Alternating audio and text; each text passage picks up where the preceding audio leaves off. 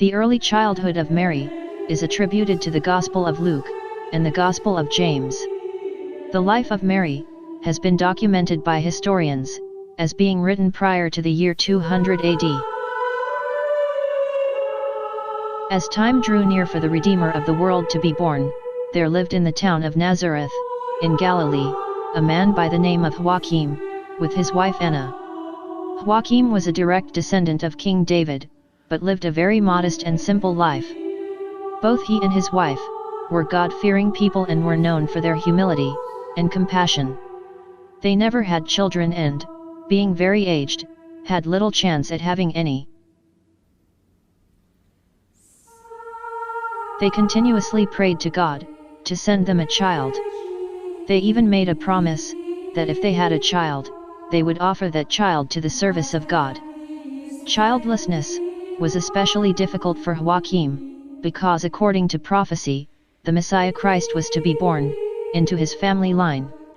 Their patience and faith was rewarded one day. And Anna conceived, and bore a girl child, and called her Mary.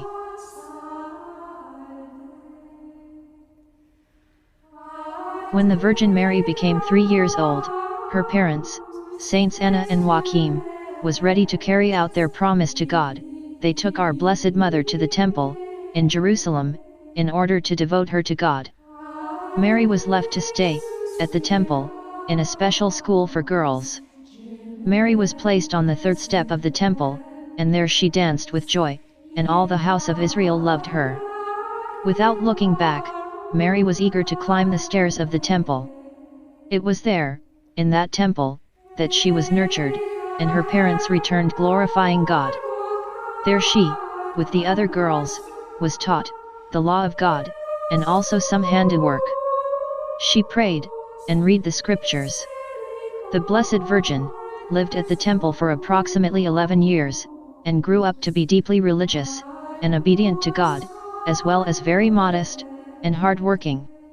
Saint Jerome, in his writings, says our Blessed Mother, along with the other virgins committed to the temple, would arise at dawn, and pray until 9 o'clock. From 9 o'clock until 3 o'clock, she would engage in manual work. At 3 o'clock, she would return to prayer. Angels visited her regularly. She was described as good-looking and joyful, never angry, and full of grace in her conversations. Mostly, our Blessed Mother spent her time praying before the Holy of Holies. Willing only to serve God, she gave a vow to never marry, and to remain forever a virgin. Since Joachim and Anna were in advanced old age, they did not live for long.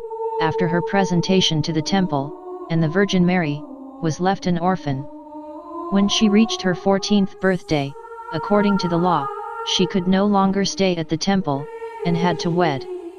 The high priest, being aware of her vow, but hesitant to violate the law of marriage, formally betrothed her to a distant relative of hers, the octogenarian Joseph, who promised to care for her and protect her virginity.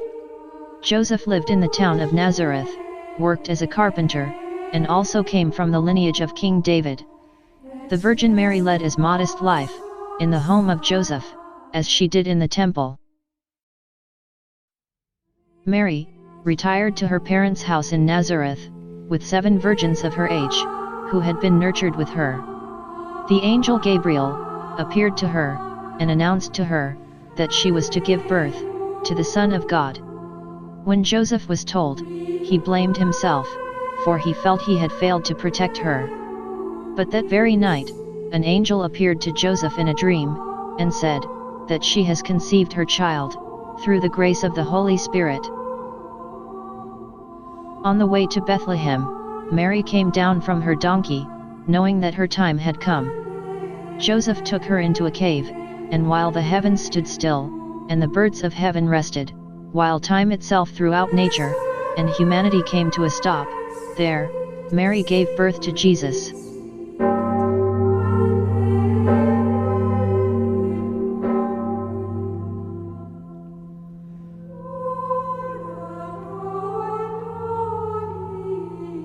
The role of Mother Mary in divine life of Jesus is very significant. She took care of Jesus as a mother, who accepted the will of God. She believed, and supported Jesus, in all his preaching. Mary believed in Jesus' divine power, before she ever saw it manifested, and that which led to the first miracle of Jesus at Cana.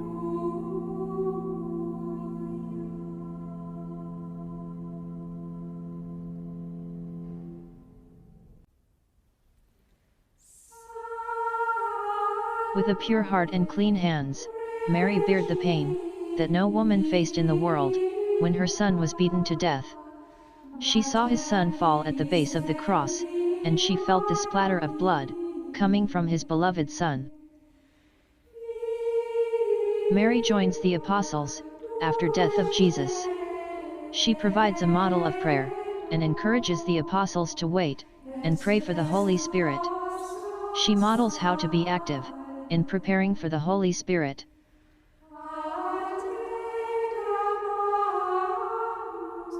There was an angel's visitation to Virgin Mary to announce her impending death, and she would be shortly assumed into heaven. Finally, the Immaculate Virgin, preserved free from all stain of original sin, when the course of her earthly life was finished, was taken up body and soul into heavenly glory, and exalted by the Lord as Queen over all things, and conqueror of sin and death.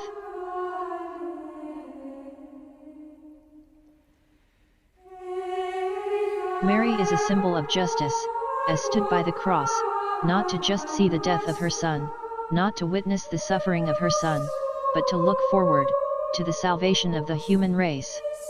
Mary, the Mother of the Church, and is a mother to all of us in the order of grace.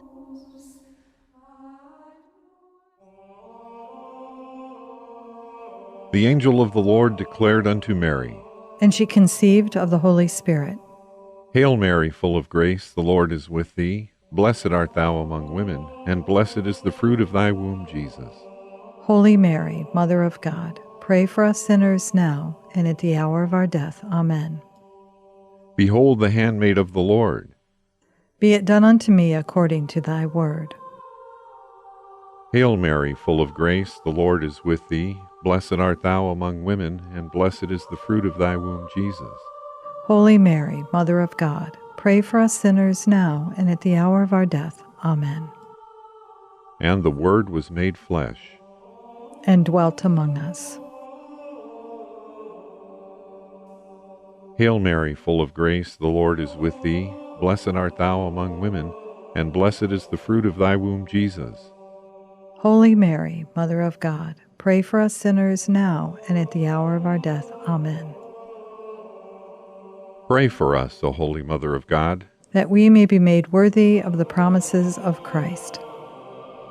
Let us pray. Pour forth, we beseech thee, O Lord, thy grace into our hearts, that we, to whom the incarnation of Christ thy Son was made known by the message of an angel, may by his passion and cross be brought to the glory of his resurrection through the same Christ our Lord. Amen.